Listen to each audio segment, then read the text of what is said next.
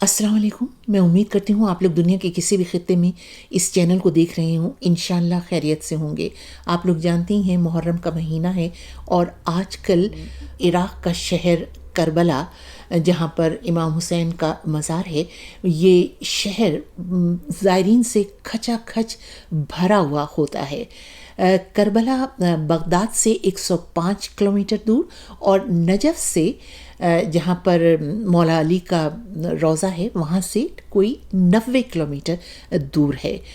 عرب کے کچھ قبائل میں آج بھی یہ رواج ہے کہ وہ امام حسین کے چہلم کے موقع پر نجف سے پیدل چل کر کربلا جاتے ہیں اور غالباً 2-3 دن میں وہ وہاں پر یعنی نجف سے کربلا پہنچتے ہیں.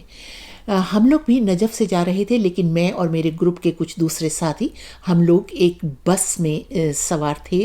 تو ہماری بس ایک 2 رویہ سڑک پر جا رہی تھی، جس کے دونوں اطراف میں تھوڑے تھوڑے فاصلوں پر مجھے کچھ سیکیورٹی کی چیک پوسٹیں تو نظر آئیں، جہاں پر سیکیورٹی گارڈز بھی ڈیوٹی پر متعین نظر آئے. لیکن اس کے علاوہ مجھے کچھ ترقی کے خاص وہاں پر آثار نظر نہیں آئے. ہماری بس جب کربلا شہر میں داخل ہوئی تو بہت دور سے جو امام حسین کا روضہ ہے، جسے وہاں حرم امام حسین کہا جاتا ہے، اس کا سنہری گنبد سورج کی کرنوں میں نہا رہا تھا. گنبد پر نظر پڑتے ہی خود بخود آنکھوں میں جیسے نمی سی تیرنے لگی. گلیوں میں دھوپ اتری ہوئی تھی، شہر آباد تھا، زائرین کی بھی خوب آر جار تھی، مگر نہ جانے باہر فضاؤں میں اداسی تھی یا میرے دل کے اندر، یا آنکھوں میں تیرتی ہوئی نمی سے جو ہوائیں تھیں وہ بھیگی ہوئی سی محسوس ہو رہی تھیں. شہر کی عمارتیں، بازار اور سڑکیں وغیرہ دیکھ کر بالکل ایسا نہیں لگا کہ یہ وہ شہر ہے جو 1400 برس قبل آباد ہونا شروع ہوا تھا. لیکن یہ شہر بستا بھی تو کیسے؟ تبھی بستا نا جب اسے بسانے کی کوشش کی جاتی، لیکن یہ تو بار بار اجڑتا ہی رہا.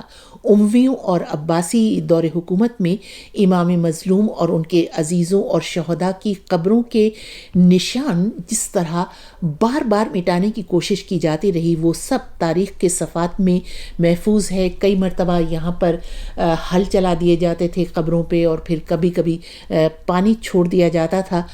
مگر شاید اللہ کے آخری نبی کے خانوادے اور ان کے دوستوں، عزیزوں اور شہداء کا خون اتنا ارزاں بھی نہیں تھا کہ صحرا کی ریت کے ذروں میں گم ہو جاتا. تخت و تاج والوں کی خواہشات کے بالکل برعکس صحرائے کربلا اب ایک ایسی زیارت گاہ میں تبدیل ہو چکا ہے جو 12 مہینے 24 گھنٹے عقیدتوں کی مہک سے معطر اور زائرین سے بھرا رہتا ہے. سیکیورٹی کے کم سے کم 4 حصاروں اور 4 بڑے بڑے کشادہ اور نقشین محرابی دروازوں سے گزر کر میں حرم امام حسین کے اندرونی حصے میں پہنچی، جہاں امام حسین کی قبر کے ساتھ ہی ان کے 2 صاحبزادے حضرت علی اکبر اور علی اصغر کی قبریں ہیں. تو جب میں امام حسین کی قبر پہ پہنچی تو میں نے عجب ہی سما دیکھا. خواتین کا وہاں پر جم غفیر تھا جو قبر کی جالی سے لپٹی بالکل اس انداز میں آہو بکا کر رہی تھیں جیسے امام حسین 61 ہجری میں نہیں بلکہ آج کل میں شہید ہوئے ہوں. ایران نے زر کثیر خرچ کر کے قبروں کے ارد گرد بہت ہی عالی شان روضے تعمیر کیے ہیں، جن میں توسیع اور آرائش کا کام اس وقت بھی جاری تھا. ان روضوں کے پاس ہی دریائے فرات ہے. جنگ کربلا کا ذکر ہو یا مجالس امام حسین ہو تو دریائے فرات کے ذکر کے بغیر مکمل نہیں ہوتی، اور اس پر اس قدر اشعار لکھے گئے ہیں کہ اگر ان سب کو جمع کیا جائے تو باقاعدہ ایک دیوان بن جائے.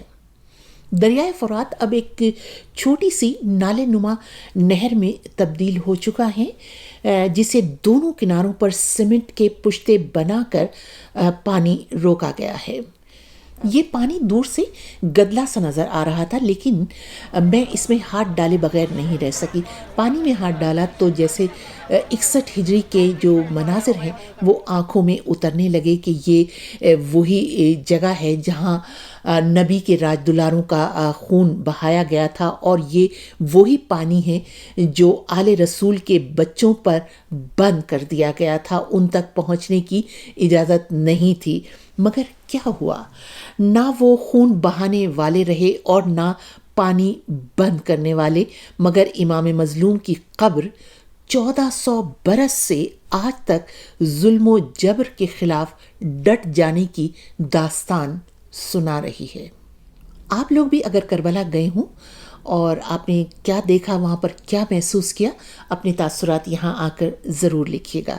اجازت دیجیے، خدا حافظ۔